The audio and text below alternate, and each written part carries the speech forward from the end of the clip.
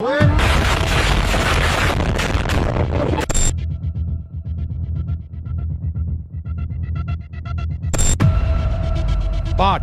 चार, 3, 2, 1 और फिर हुआ एक बड़ा धमाका।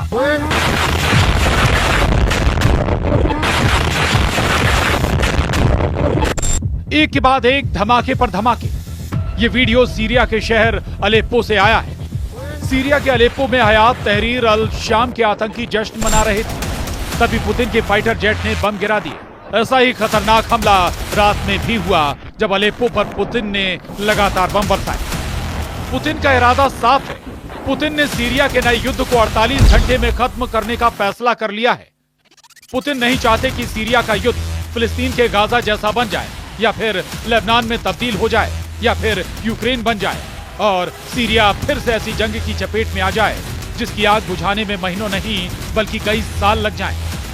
दुनिया ये आग लंबे अरसे से अपनी टीवी और मोबाइल स्क्रीन पर देख रही है और पुतिन अब सीरिया की चिंगारी को बड़ी आग में बदलने से पहले बुझा देना चाहते हैं।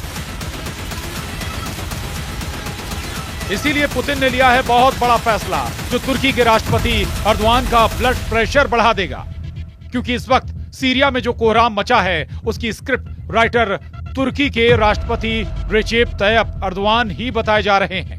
खबर यह है कि पुतिन ने सीरिया में तैनात कर दिया है अपना सबसे खतरनाक कमांडर।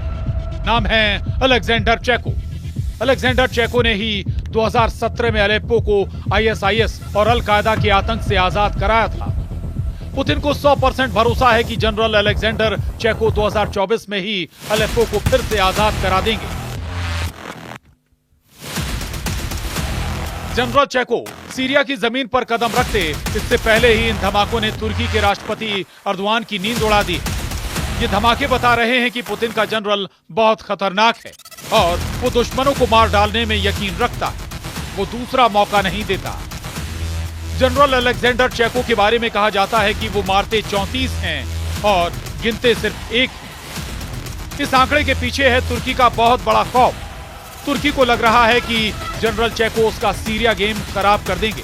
तुर्की को पता चल गया है कि अर्दोआन ने अलेप्पो से शुरुआत करके जो बिसात बिछाई है उस पर पुतिन का जनरल फिर से पानी फेर देगा। जनरल चेको की तैनाती पर टर्की टुडे की ये खबर देखिए। तुर्की का मानना है कि इस रशियन कमांडर ने तुर्की के 34 सैनिकों को मौत के घाट उतारा था। 7 जनवरी 2020 को जब सीरिया के राष्ट्रपति बशर अल असद रूस गए थे, तब जनरल चेको ने पुतिन के सामने उनको सीरिया के मोर्चे की पूरी रिपोर्ट दी थी। ये तस्वीर बताती है कि जनरल चेको सीरिया को बहुत अच्छी तरह समझते हैं। इस बार अलेप्पो को वापस जीतने के लिए रूस क्या करेगा, सीरिया की फोर्स क्या करेगी, इस पर होमवर्क शुरू हो गया है। क्योंकि अलेप्पो की आग अगर नहीं बुझाई गई तो पूरा पश्चिम एशिया इसमें जलेगा। लेकिन इस बार सीरिया की फौज के सामने ये चुनौती है कि पहले उसकी मदद करने रूस और ईरान इस वक्त खुद युद्ध के हालात में उलझे हुए हैं। सीरिया की फौज दमिश्क से अलेप्पो के बीच में हर मोर्चे पर एक्टिव हो चुकी है, लेकिन इस बार रूस और ईरान पहले की तरह उसकी मदद कर पाएंगे, इस पर बड़ा सवाल है। एक तरफ यूक्रेन का युद्ध चल रहा है तो दूसरी तरफ ईरान और इजराइल के बीच किसी भी वक्त युद्ध शुरू होने का खतरा बना हुआ है। कुछ मोर्चों पर सीरिया की फौज को कामयाबी भी मिलनी शुरू हो गई है। सीरिया में एचटीएस के आतंकी राजधानी दमिश्क ना पहुंच पाए, इसके लिए रास्ते में ही उन पर घात लगाकर हमले किए जा रहे हैं। इस गाड़ी पर एचटीएस के कई आतंकी सवार थे। जब गोलियों की बौछार हुई तो गाड़ी पलट गई और अब हालात आपके सामने। अब जहां सीरिया का बारूदी बैटल ग्राउंड धुआं है, अलेप्पो लाशों से पटा है, इदलिब में बम धमाके का शोर है, लेकिन खलीफा का खूंखार कमांडर अल जुलानी जिंदा है या नहीं, इसकी पुष्टि नहीं हो पाई है। अल कायदा एचटीएस चीफ के 3 नाम हैं। रूस की एयर स्ट्राइक में मारा गया कमांडर इसमें से कौन है, इसकी तस्दीक नहीं हो पाई है। अर्दोआन के बगदादी के नाम से कुख्यात हो चुका कमांडर जुलानी वाकई में मारा गया है या फिर उसके नाम की पहेली में पुतिन उलझ गए हैं। ऐसा इसलिए कहा जा रहा है क्योंकि जुलानी की मौत की अटकलों के बीच अल कायदा ने सीरिया युद्ध को सबसे भयानक जंग बना दिया है। तुर्की समर्थित मिलिशिया लड़ाकों ने सीरिया में 2 लाख लोगों को तोपखाने के आगे खड़ा कर रखा है। मिसाइलों के टारगेट पर लिए गए सीरिया के नागरिक किसी भी वक्त मौत के घाट उतार दिए जा सकते हैं। कमांडर जुलानी इन सबके डेथ वारंट पर दस्तखत कर चुका है, बस उसे रिलीज करने की सही टाइमिंग का इंतजार हो रहा है।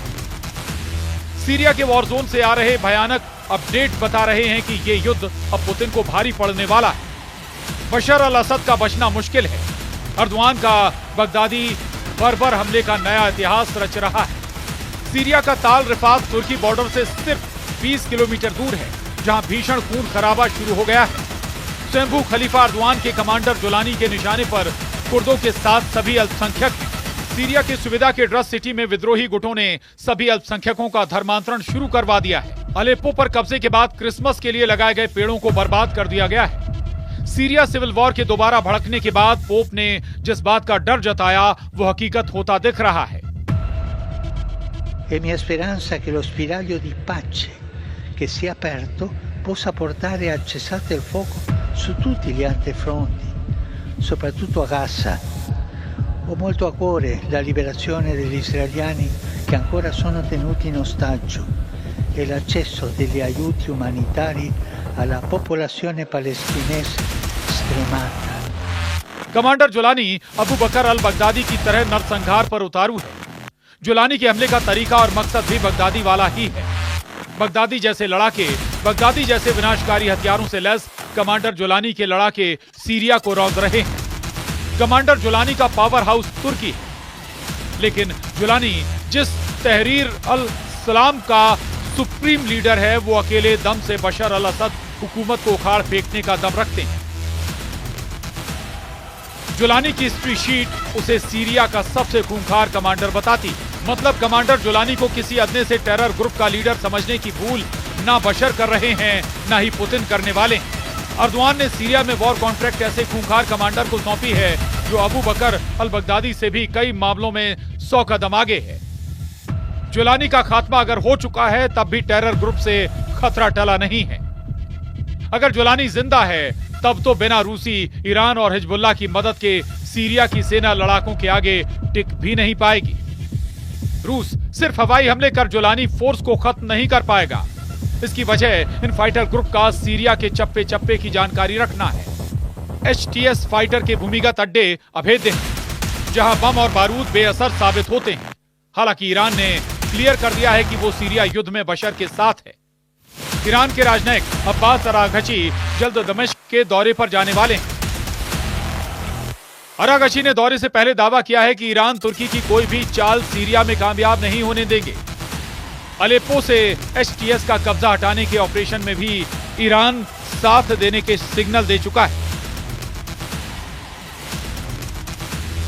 रूस और ईरान खुलकर बशर के लिए युद्ध में आ चुके हैं। ईरान समर्थित मिलिशिया ने रविवार रात से बशर के लिए युद्ध लड़ना शुरू कर दिया है। इराक के मिलिशिया गुट भी अल बुकमल क्रॉसिंग से सीरिया पहुंच रहे हैं। मतलब मोर्चेबंदी जोर शोर पर है, लेकिन 2 लाख लोगों को बंधक बना चुका HTS फिलहाल भारी पड़ रहा है। तुर्की के हथियार भी जुलानी ब्रिगेड की जीत की वजह बन रहे हैं। ऐसे में युद्ध का अगला पड़ाव विध्वंसक होना तय है। Bureau report, news 18।